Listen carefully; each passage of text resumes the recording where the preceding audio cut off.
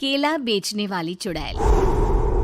एक बार की बात है, जादूपुर नाम के गांव में करतब दिखाती एक औरत एक रेड्डी के लिए गांव में आती है।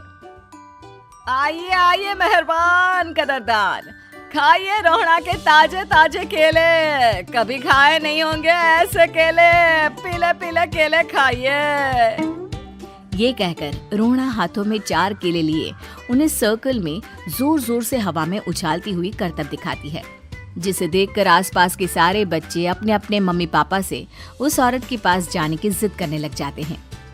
पापा, ऐसा तो सर्कस में बॉल से होता है ना, ये आंटी तो केले से कर रही है। चलिए ना पापा, देखते हैं। रोहड़ा एक पतली सी तार पर चलती हुई केलों से करतब दिखाती है। आते जाते सभी लोग बाहर रुककर उसके करतब देखते हैं और वाह वाही करते नहीं थकते। जैसे ही एक आदमी पास आकर उसे पैसे देने लग जाता है, तब वो कहती है, अरे नहीं नहीं साहब, मैं करतब तो बच्चों के मन को बहलाने के लिए करती हूँ। धंधा तो मेरा केले का है। पीछे देखो मेरी रिड्डी, जो भी मेरे केले खाएगा मेरी तरह चुस्त दुरुस्त और तंदुरुस्त हो जाएगा। पता चलता है क्या कि मेरी उम्र 55 की है। अरे पर ऐसे ठंड के मौसम में कोई केला क्यों खाएगा? ये ऐसे वैसे केले नहीं है साहब, ये शरीर में गर्मी देते हैं, ठंड को दूर भगाए। जो भी रोहिणा के केले खाए। पापा, अगर मुझे केले नहीं मिले तो मैं घर नहीं जाऊंगी। तभी उसके पापा कहते हैं कि बेटा, केले ठंड में कभी गर्मी नहीं देते। ये सब कहने की बातें हैं, सामान बेचने का तरीका है इनका। पर पिंकी नहीं मानती। मैं केले खाऊंगी।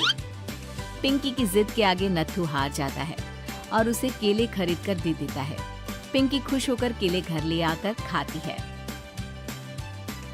अब मैं भी करतब करूंगी, कितना मजा आएगा। जादुई केले। पिंकी पहला केला खत्म भी नहीं करती कि वो बेहोश हो जाती है। दूसरे केले से एक काला धुआं आता है और रोहड़ा चुड़ैल बनकर बाहर निकल आती है। मेरे भूतिया केले बच्चे न खाए, ऐसा हो ही नहीं सकता। जादूपुर वालों, कब तक बचोगे? आ गई हूँ मैं रोहड़ा, जिसका कोई नहीं कर सकता सामना। रोहड़ा पिंकी को गोद में उठाकर काले धुएं में कहीं गायब हो जाती है। शाम के वक्त नत्थू घर लौटता है और पिंकी को घर में ना पाकर उसकी माँ से कहता है, माँ पिंकी कहाँ है? अरे बेटा, उसे तो तू सुबह करतब दिखाने ले गया था ना, फिर कहाँ वापस आए तुम दोनों? मुझे लगा तू उसे अपने साथ मंडी ले गया होगा। हे भगवान, मेरी बच्ची कहाँ गई? मैं उसे घर ही तो छोड़कर गया था माँ। नत्थू गांव के घर कोने में अपनी बेटी को ढूंढता है, पर उसे वो कहीं नहीं मिलती। परेशान होकर आखिर रो रो कर नत्थू हिम्मत हार कर घर लौट आता है। अगली सुबह रोहड़ा फिर से करतब दिखाने आती है और इस बार पिंकी की तरह रोनी केले खरीद लेता है। 50 रुपए दिए थे पापा ने, सारे पैसों की मैंने केले खरीद लिए हैं। अब मैं भी आंटी की तरह ही करतबबाज बन जाऊंगा। यही सोचते हुए रोनी केले खाता है और पहला अकेला केला आधा खत्म भी नहीं करता कि चुड़ैल उसके सामने आ जाती है। मेरे साथ चलने का समय आ गया है रोनी। ये तो बस शुरुआत है। अब इस गांव के सारे बच्चे धीरे धीरे मेरे कब्जे में होंगे, एक बच्चा भी नहीं बचेगा। ये कहकर रोना रोनी को गोद में लेकर काले धुएं में अदृश्य हो जाती है। इसके बाद हर रोज गांव में से कोई ना कोई बच्चा गायब होता, पर ऐसा क्यों हो रहा है किसी को भी समझ में नहीं आ पा रहा था। रोज की तरह अपनी बेटी पिंकी की तलाश में नत्थू गांव के एक तालाब के पास बैठा रो रहा था। कहाँ गई मेरी पिंकी? शकुंतला के जाने के बाद एक वही तो मेरा सहारा थी। अरे उसकी आत्मा कोस रही होगी मुझे कि मैं अपनी बच्ची को संभाल भी नहीं पाया। नत्थू ये कहता हुआ रो ही रहा था कि तभी तालाब में से उसे शकुंतला की आवाज सुनाई देती है। कहाँ थी तुम शकुंतला? हमारी बच्ची और सारे गायब हुए बच्चे रोहड़ा के कब्जे में हैं। वो बच्चों को जो केले देती है उससे बच्चे बेहोश हो जाते हैं और उसके कब्जे में आ जाते हैं और वो उन्हें ले जाकर काली दुनिया में ले जाती है। पर वो ऐसा क्यों कर रही है? ये मैं नहीं जानती, पर उस दुनिया का रास्ता मैं आपको बता सकती हूँ।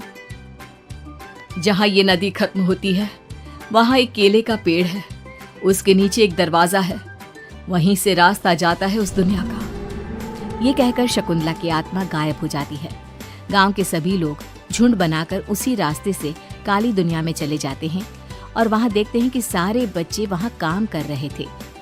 पापा मुझे ले चलो यहाँ से। पापा पापा। सभी बच्चे अपने मम्मी पापा से लिपट जाते हैं। तो तुम लोग यहाँ तक आ गए? क्यों हमारे बच्चों को पकड़ लिया तूने? तुझे शिकार ही बनाना है तो ले, हम सब आ गए हैं, हमें खा ले। नहीं, मुझे बच्चे चाहिए। मेरे बच्चे के बदले तुम लोगों के बच्चे। क्या मतलब? मैं इसी गांव में रहने वाली एक औरत थी। केले की चोरी के इल्जाम में मेरे बेटे को गांव वालों ने इतना मारा कि वो मर गया। उसी दिन मैंने ठान लिया कि गांव वालों का भी वही हाल करूंगी। कुछ दिन बाद बेटे के चले जाने के दुख में मैं भी मर गई और मेरी भटकती आत्मा एक चुड़ैल बन गई। और फिर मैंने बदला लिया तुम सबके बच्चे छीनकर। बर्दाश्त नहीं कर पाए ना, सोचो मुझ पर क्या बीती होगी। हमें माफ कर दो रोना, पता नहीं ये किसकी गलती थी पर हम सभी माफी मांगते हैं। हमारी खुशियाँ लौटा दो, तुम भी तो एक माँ हो। गांव वालों की बात सुनकर रोना का मन पिघल जाता है और वो बच्चों को छोड़ देती है। उसके बाद काली दुनिया बच्चों के लिए जादुई दुनिया बन जाती है। अब कोई भी कभी भी वहां आ जा सकता था।